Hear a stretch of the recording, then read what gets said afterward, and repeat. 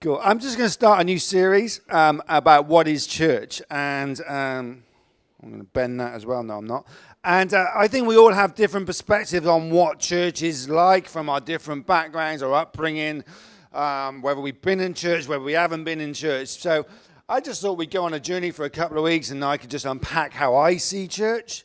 And, you feel free if you got any comments or want to put any questions in. You can get my mobile number, text me if you've got any questions, or let Nathan know, or Lewis. I'm happy to answer questions throughout the next couple of weeks. If you've got any on church, if I can't answer them, I'll get Nathan to do it. And if you can't do it, then Lewis. No. If we need a theological answer, we'll get Mark. No. But, we'll have a little bit of a conversation. Is that cool? Cool. Let's put up the first. Oh, that's cool, isn't it? Oh, well done, Jordan. Give Jordan a round of applause for doing all the graphics. Yes. Sounds like you should have like the Lion King music with it as well. No? Next week. First slide. Have we got one? No. The one with the law and the cross on it. Fire, Jordan. He's just got the slides in the wrong order. It's a good start. But that one. So, is a little bit of me attempting to be a little bit of a Bible scholar. So, this is the story of mankind. So, we have Genesis. God creates the world. He creates man and woman. And then we eat the apple. And then we fall. We choose our own path. And we decide to leave the garden and fall out from under the grace of God and come under the law. So before Jesus came as the ultimate sacrifice, the whole relationship between mankind and God was set upon a certain set of rituals and sacrifices to get yourself pure to enter into a relationship with God. So if we were around in Moses' time, we would go to our priest, and the priest would make sacrifices on behalf of the community to please God, that we would have his favor for the next year. It's because of we had fallen short of God's plan and sin had entered into the world. And God knew, so God sends his son to earth to be the ultimate sacrifice for mankind. Wow, that was good. Yeah, I finished there. And so Jesus comes here in the middle of time. Well, it's not actually in proportion, but anyway, comes, and Jesus dies on the cross.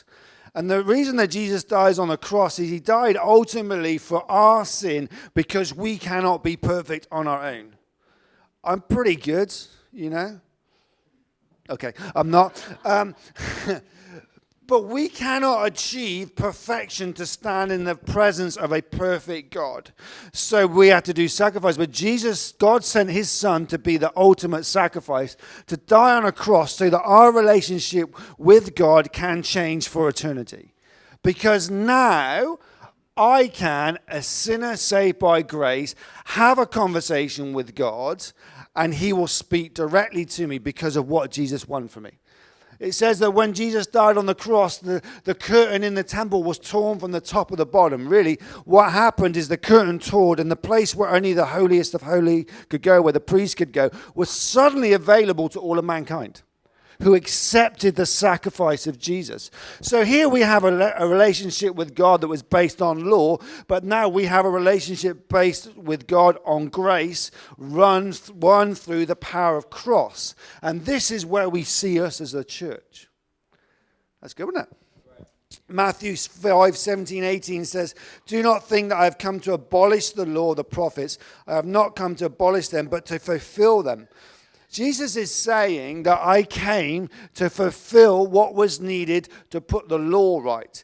And that word law, abolish, in the original Greek, is this law to render, to deprive, to put to bed. Basically, Jesus died so that system had no power. The system of law has no power in our lives because of Jesus' sacrifice. But the law still stands. So when Moses says, do not murder, do not do this, do not do that, still stands. It doesn't mean we chuck that all out and suddenly we have a free-for-all and we can do whatever we want. Doesn't really matter because Jesus, no. But if we do those things wrong, the power that they had are won through the blood of Jesus Christ if we stand at his feet. I was brought up in the 80s and 90s. And I remember a time when I was in a youth group. Young kids, put your hands over your ears, where people would talk about whether you could have a relationship outside of marriage, and they would say, well, that was just for the law, but now we learn, no, Jesus says, that you should be married because that's the best for mankind. But if you slip up and you get a little bit jiggy with your girlfriend before you get married, and you get before God and apologize, can we talk like that in church? But we are. Jesus says, my grace is sufficient for you. But he doesn't say that means you can get jiggy with your girlfriend. It means my grace is sufficient. And if you don't make the market, I will be there and I will love you. I have a friend who did 20 years for manslaughter. He punched someone, they hit the curb and they died. He murdered someone. But the grace of God is there for him so that he can have a full relationship with God because of the power of the cross. Do you see? So we stand here as a church in a new relationship with God that says we respect the law, we honor the law, but we know that when we fall short, the grace of God covers us. We don't throw it away.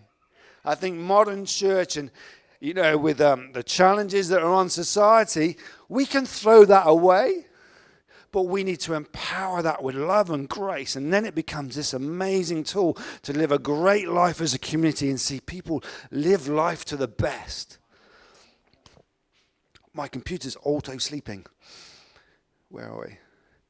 And the early church, they were called the Ecclesiastes, which means the called out ones. Jesus died, rose again, and then he called you out. It was like, the good thing about Jesus, at school, when it came to rugby, I always got picked first. In PE, I'll have him. They picked me. I was from Severn Beach, hard as nails. If I couldn't get the ball, well, we'd just get stuck in, We'd sort things out. But when it came to football, I was not the called out one. Because I played football like I played rugby, and usually within the first 5 minutes I was told to go and sit down and calm down. So I know what it is to be the called out one, and I know what it is not to be the called out one. But when we call ourselves church, we say we are the called out ones by Christ. Everybody in this room, regardless of whether you have a faith or not a faith, God is calling you out. He's calling you. Your job is to recognize that calling and say, yeah, I want to step into that relationship. God says, I called all of you.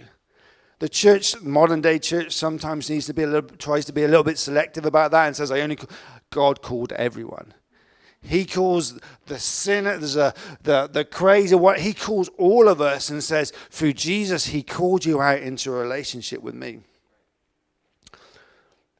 Matthew 6:18 says, and I tell you, Peter, and on this rock I will build my church, and the gates of Hades will not overcome. The crazy thing about God is he says he wants to build the church on us. That ain't a good plan, to be honest. I run this church. I know myself. I'm like, God, why us? Why would you choose us group of people to build your church on? But that shows to me something about the power of grace. Because if I was the creator of the universe, I'd just get on and do it. But because God wants to be in relationship with people, he's chosen a group of people like us to represent him and to be his called out church in this nation.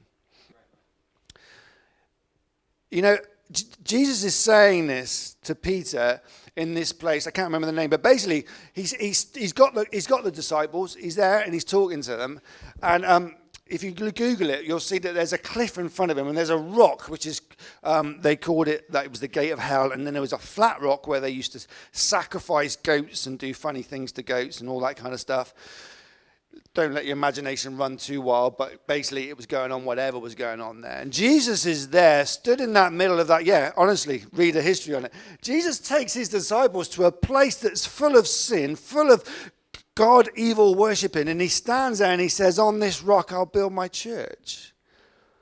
That rock? The rock where they're sacrificing ghosts? And Jesus is saying to them, in the mess of humanity where we stand, I will build a church. I will build a church. Watch me. It says, Jesus replied, blessed are you, Simon, son of Judah, for this is what was not revealed to you. Oh, they ask him who he is. Backpedal. So Jesus says to them, it's quite funny. I like the way that Shane Willard describes it. He's got the boys together. The boys are in a group, and they're like getting a bit distracted because there's sheep being killed and all that kind of stuff. And you can imagine them. He's like, they're looking around, and Jesus is like, no, on me. Focus on me. Who do you reckon I am? And they're like, some say you're this, some say that. And Peter says, no, you're the Messiah. He refocuses them on the fact that he's Jesus. And he says, Jesus replied, blessed are you, Simon, son of Jonah, for this was not revealed to you by flesh and blood, but my Father in heaven. And I tell you that you and Peter, and on this rock I will build my church, and the gates of Hades will not overcome. I will give you the keys to heaven, to the kingdom of heaven, and whatever you bind on earth will be bound, and whatever you bind in heaven will be... heaven, and whatever you loose on earth will be loosed in heaven. Then he ordered his disciples not to tell anybody that he was the Messiah. Jesus goes into this conversation with them saying that I am going to build my church on you as the rock, and I'm going to give you the same power I have in heaven in this environment where we see all this sin going on. So we've got a crazy thing where there's a rock where they're doing sacrifices. There's an image of hell. Jesus has got his boys together and said, great place to build a church. Are you sure? If we go down there, there's a nice middle-class suburb where everybody's pretty good, probably good tithers, all that kind of stuff. That would be a good place to build church. And Jesus says, no, I'm going to build it in the mess of humanity. And do you know what? I'm going to use you. You know, the environment the church needs to be is planted in the middle of the sin of this world. In the middle of it. We need to be involved in as much as we can in our community and be church in that environment, in this world. We cannot be the church that hides itself away to protect some kind of religious club that we've got so that we don't get influenced by the world. If you don't want to get influenced by the world, get closer to God so that when you walk into those places, your faith is strong, that you don't get led astray. That's what you need to do, not remove yourself from it. And the other thing is Jesus wants to use sinners saved by grace to be his hands and feet in this world.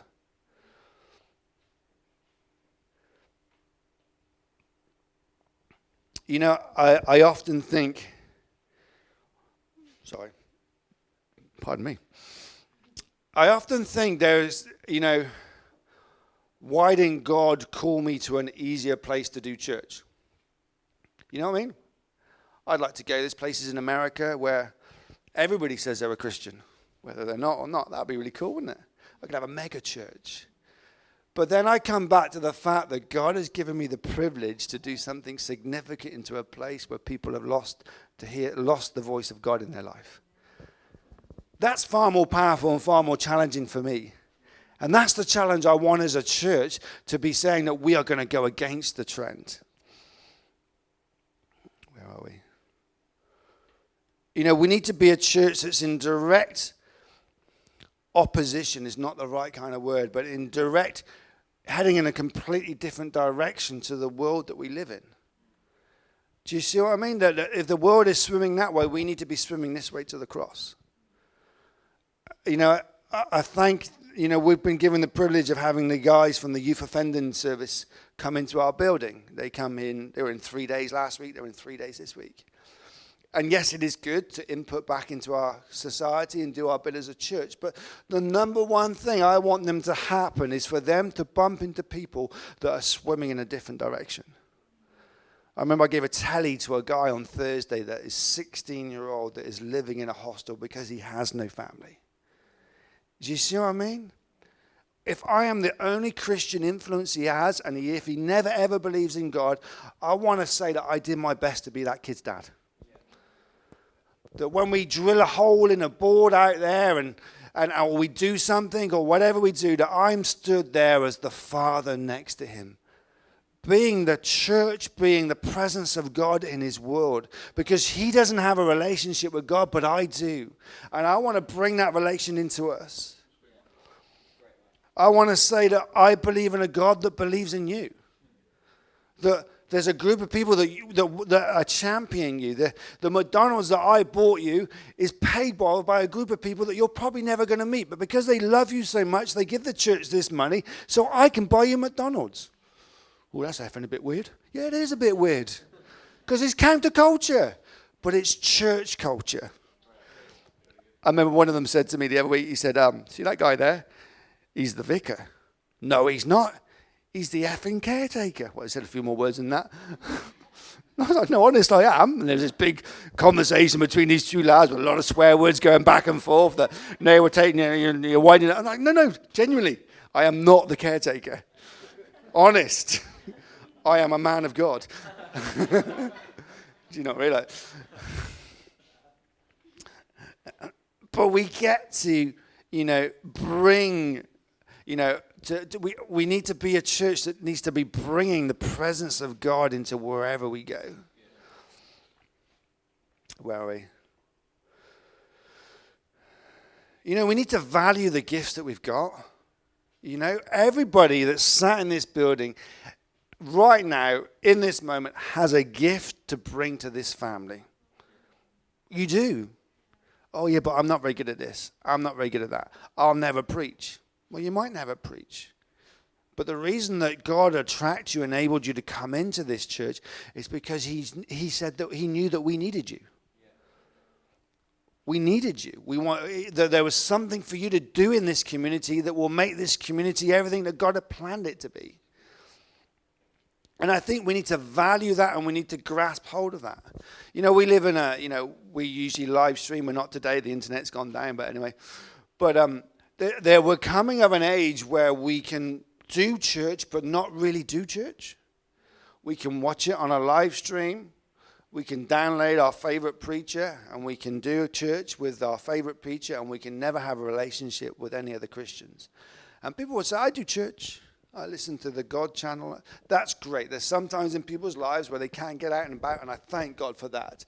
But if you have an ability to get here or an ability to bring someone, God has designed church to be a group of people that stand together in community like this. Hebrews 10:25 says, do not give up meeting together as some are in the habit of doing, but encourage one another, and all the more as you see the day approaching. Paul's saying to these guys, look, I know it's getting tough. They were getting persecuted. They were worried that people were going to come and kill them for getting together as Christians. And he's saying, I know it's really tough. I know there's the pressures of life and the culture that you live in, but don't give up on church. I know there's a lot of pressure on a Sunday morning with sports clubs. My kids play rugby and we're juggling that, and that there's busy in the weeks, and those of us that work away and all that kind of stuff, and young kids and all of that kind of stuff. And sometimes on a Sunday morning, this is the last place I want to be. I want to be under my duvet with a cup of tea or surfing. Do you know what I mean? I'm being honest with you now. Don't all look religious and holy at me. Like, I never think like that. I can't wait to be in the... Do you know what I mean? We have those days. But we made a decision in our family that when we have those days, they are the days that we run to church. Because we understand the power of corporate worship. Of when we get together and the person next to me is giving it the old holy holies and singing, and I'm like, shut up, I'm not really in the mood. I'm just here because the wife told me to be here. Then suddenly something about what she was singing, about he was singing on, starts to resonate with my spirit. And I'm like, I'm sorry, God. I'm sorry for my attitude. And then I come to a point at the end of the fourth song or the third song, I'm like, I'm so sorry, but I'm glad I'm back in your house, back in your presence. But the moment you neglect the gathering of the saints that come into church, the next thing you find, that little seed that you had on Sunday morning is a bigger seed the following week. And a bigger seed the following week. And then you realize you haven't been to church for months. And then you wonder why your faith struggles. And you wonder why you're out in the world and you're trying to do your thing. You haven't got. Do you see what I mean? This is powerful. The devil doesn't want us to come and drink coffee and eat biscuits on a Sunday morning. Let alone sing some songs and encourage each other in the word. Where are we?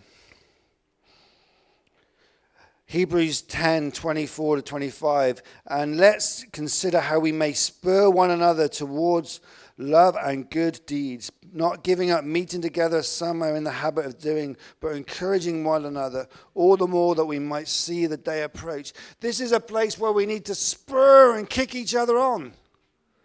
That we need to challenge each other. That you need to say, hey, Pastor Mike, come on. We're behind you. The girls on the coffee, we're behind you. We're spurring each other on. We're trying to push each other into a better and a deeper relationship with God. That we should be one another's fan club. That we should be cheering each other on. Come on. Rich, you smashed it on the sound this morning. By the way, you did smash it on the sound. Give Rich a round of applause. Michael Kerr has served on that computer for the last 4 years I've been here, and I think he's been there for the last 10. How many times do people go up and say, Michael, you smashed it, mate? Let's champion one another, regardless of how mundane it looks. I'm lucky I get to stand at the front, but sometimes I think we need to run around and just thank these small people. Jan, she buys the toilet rolls for the toilet. If there's anybody who should champion in the church, it should be her. Ever wiped your bum with a newspaper? No, anyway. Argos. The shiny stuff doesn't work, does it? No. Yeah, this week. No, not this week's newspaper. Not Fridays. Well, I hope not. That's probably all on your dartboards at home, isn't it? Yeah, I know. Yeah, you just pretend you like me. Yeah.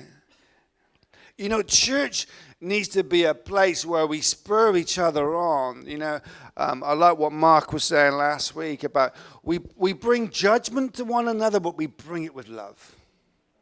Hey, mate, that ain't quite right. Let me put my arm around you and let's sort this one out, shall we? You know, not the church of the 80s where, oh, I saw you down the dog and duck. I saw it. 8-week course, back to salvation. You know what I mean? You know, some crazy things happening to me and Helen, right? God is just hooking us up with people. We went to have breakfast yesterday morning, and at my new best friend's place, Adam's, the sorting rooms. Just drop that in there. If you do go, just tell him Mike sent you, and Mike wants his free coffee. But we sat, and I had the rugby on my iPhone. I managed to get a login from my sister.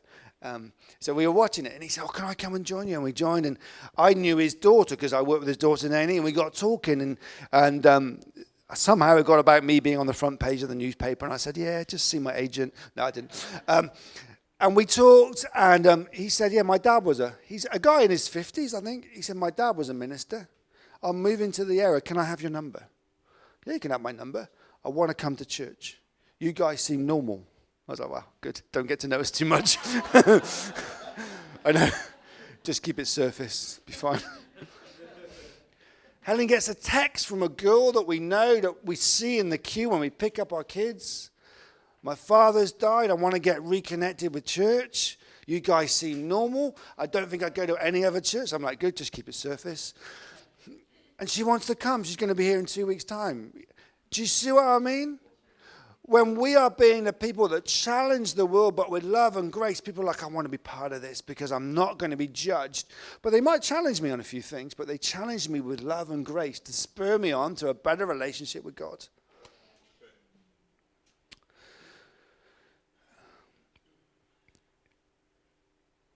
You know, let's encourage one another. Let's challenge one another, but let's do it out of relationship. Just because you're a Christian doesn't give you the right to bust into someone's life and tell them everything that's going wrong. It doesn't. Have a coffee, have a relationship. Just don't even go to some of those places. I have people in my world that are on a faith journey, and there's stuff in their life that I know doesn't line up anywhere with the Bible. Even if you spun the Bible on its head, you couldn't get it to line up, but we just don't go there yet. We will go there. But I'm just talking love and acceptance and the grace of the cross into their life. So that one day I can say the cross says this, and the cross says if you live your life like this is what my Bible says, and if you live your life like this, it will get better. But it comes from a relationship and a place of love. The church for so long has just gone full pout into people's lives and said, don't do this, don't do that, don't do that. And we wonder why no one wants to come anymore. I'm not saying that we should bow down, not do any of that, but I'm saying that we should do that out of a place of relationship and love with people.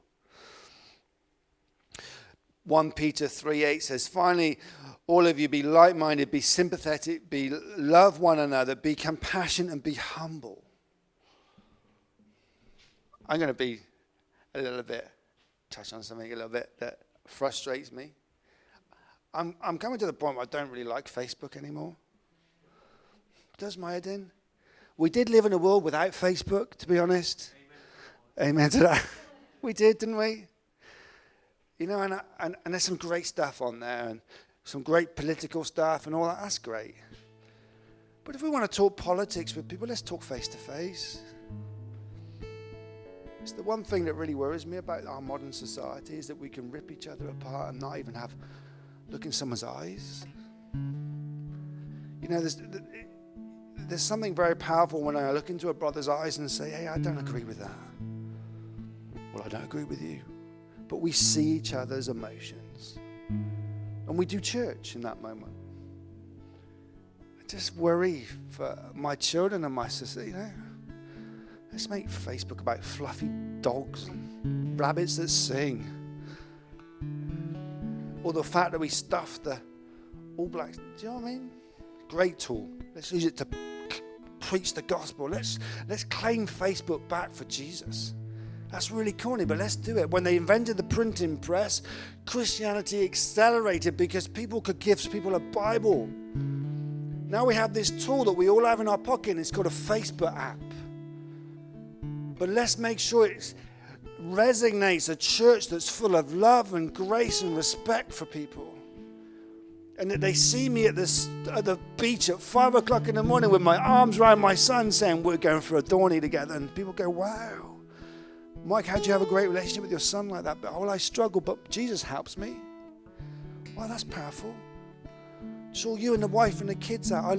Can you help me? My marriage is struggling, and I saw on Facebook that your family's held together. And I'm like, flipping it, we have some rows. You know, we throw some things. We say some stuff. You know, but Jesus helps us love one another. That's the church I want us to be. That's the image I want us to portray, because when I see the cross in the middle of eternity winning this for me, I want to represent that well.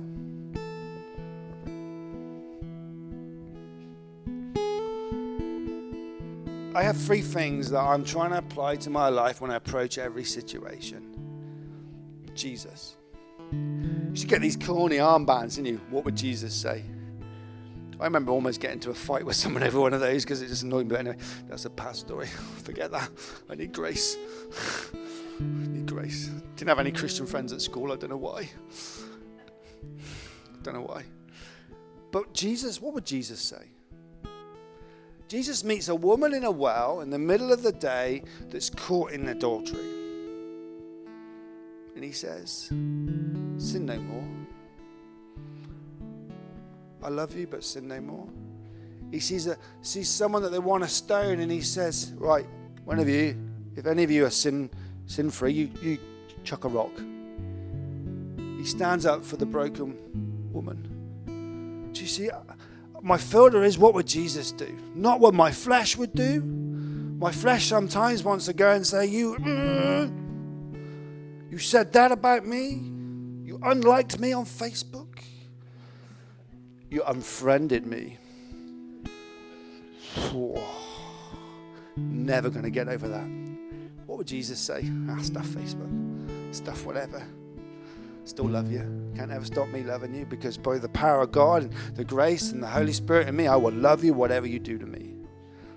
Second thing is love. Love wins. You know, this church has been in the physical quite an easy church. None of you have tried to beat me up.